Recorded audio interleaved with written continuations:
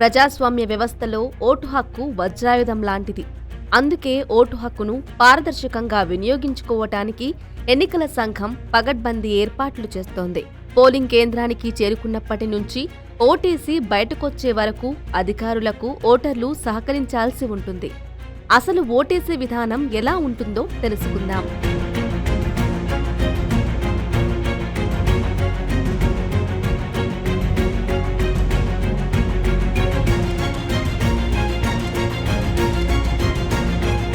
Vote హక్కు వినియోగించుకునే polling కేంద్రం వద్ద ఓటరు జాబితాలో ఓటరు తన పేరు కలిగి ఉండాలి. లేని పక్షంలో ఓటేసేందుకు అనర్హులవుతారు. అందుకే ముందుగా తన ఓటు ఏ పోలింగ్ కేంద్రంలో ఉందో తెలుసుకోవటం ఓటరు ముఖ్య విధి. ఇందుకోసం సంబంధిత BLO ద్వారా సమాచారం తెలుసుకోవచ్చు. BLOలు ఇచ్చే పోల్ చీటీల వెనుక ఉన్న QR కోడ్ను స్కాన్ చేస్తే పోలింగ్ కేంద్రం సమాచారం లభిస్తుంది.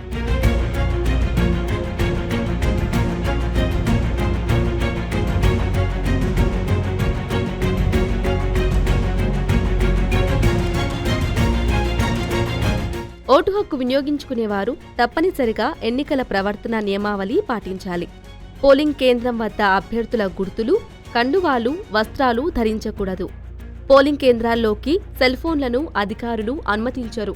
సాధారణ ఓటరుగా పోలింగ్ కేంద్రానికి వెళ్లటమే కాకుండా భద్రత సిబ్బందికి సహకరించాలి.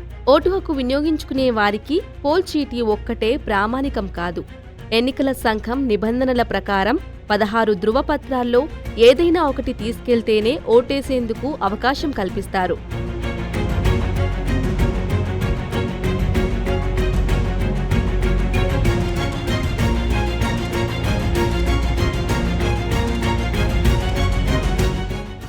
ఓటరు ఓటు హక్కు వినియోగించుకోవటానికి పోలింగ్ కేంద్రానికి వెళ్తే ఆలోపే ఎవరైనా తన ఓటు వేసినట్లయితే సదరు ఓటరు ఎన్నికల నియమావళి 49A ప్రకారం టెండర్ ఓటేసే అవకాశం ఉంటుంది. అయితే ఈ ఓటును EVM ద్వారా వేయటానికి వీలుపడదు. బ్యాలెట్ రూపంలో మాత్రమే వేయాల్సి ఉంటుంది. దీనికి సంబంధించిన ప్రక్రియ సదరు PO ఆధ్వర్యంలో జరుగుతుంది. APO అభ్యర్థుల ఏజెంట్ల సమక్షంలో ఓటరు జాబితా చెక్ చేస్తుంటారు. ఓటు దుర్వినియోగం కావటానికి అవకాశం తక్కువగా ఉంటుంది. అందుకే టెండర్ ఓట్లు దాదాపుగా నమోదు కావంటున్నారు అధికారులు.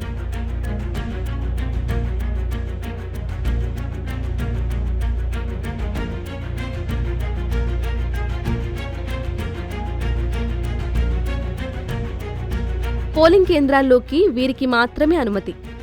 అభ్యర్థులు, వారి ఏజెంట్లు, ఓటరుతో పాటు పసిపిల్లలు, పోలింగ్ సిబ్బంది, సూక్ష్మ పరిశీలకులు, సెక్టోరల్ అధికారులు, ECI ద్వారా అనుమతి పొందిన విలేకరులు, ECI ద్వారా అనుమతి పొందిన ఇతరులు VVPAT ద్వారా నిర్ధారించుకోవచ్చు. EVMల ద్వారా ఓటు హక్కు వినియోగించుకోవటం మొదలైనప్పటి నుంచి ఓటు సరిగ్గానే నమోదవుతుందా అనే సందేహం ఓటర్లకు కలుగుతోంది. అందుకే ఎన్నికల సంఘం ఈ సమస్యకు VVPAT యంత్రం ద్వారా పరిష్కారం చూపింది. ఓటరు తన ఓటు హక్కు ఉపయోగించుకున్న తరువాత ఏ గుర్తుపై ఓటేశారో 7 సెకండ్ల పాటు VVPAT మిషన్ తెరపై ఆ గుర్తు కనిపిస్తుంది. దాని ఆధారంగా ఓటును నిర్ధారించుకోవచ్చు. ఓటేసిన గుర్తు, తెరపై కనిపించే గుర్తు సరిపోలితేనే ఓటు పారదర్శకంగా పడినట్లు లెక్క. లేని పక్షంలో POకు ఫిర్యాదు చేయవచ్చు.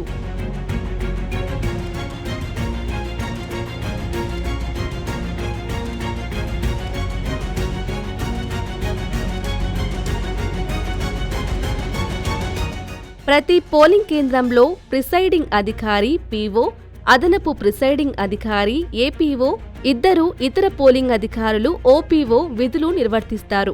ఓటర్లు వీరికి సహకరించి ఓటు హక్కు వినియోగించుకోవాలి. తొలుత APO ఓటు హక్కు వినియోగించుకునేందుకు వచ్చిన వ్యక్తి పేరు, సంబంధిత పోలింగ్ కేంద్రం ఓటరు జాబితాలో ఉంటే ఓటరు గుర్తింపు, క్రమ సంఖ్య, పేరు గట్టిగా చదివి వినిపిస్తారు. అభ్యర్థుల ఏజెంట్లు సరేనని ఒప్పుకుంటే ఒకసారి ఓటరు ఎడమ చేతి చూపుడు వేలును చెక్ చేస్తారు. అనంతరం OPO1 3 బాధ్యతలు: ఓటరుకు సిరా వేయటం, 17A రిజిస్టర్లో ఓటరు వివరాలు నమోదు చేయటం, ఓటరు స్లిప్ రాయటం నిర్వర్తిస్తారు. వీటి తరువాత ఓటరు OPO2 దగ్గరికి వెళ్తే పోల్ చీటీ తీసుకుని కంట్రోల్ యూనిట్ సీయూలో బటన్ నొక్కి ఓటేసే అవకాశం కల్పిస్తారు. ఓటరు కంపార్ట్మెంట్లోకి వెళ్లి ఓటు వినియోగించుకుని బయటకు వస్తారు. ఇలా ఓటింగ్ ప్రక్రియ సాగుతుంది. ఈ క్రమంలో ఏవైనా అనుమానాలు, సందేహాలు ఉంటే సంబంధిత ప్రిసైడింగ్ అధికారికి ఫిర్యాదు చేయవచ్చు. ఈ విధానాన్ని పీఓ పర్యవేక్షిస్తూ 2 గంటలకోసారి నమోదైన పోలింగ్ శాతాన్ని సెక్టోరియల్ అధికారులకు చేరవిస్తారు.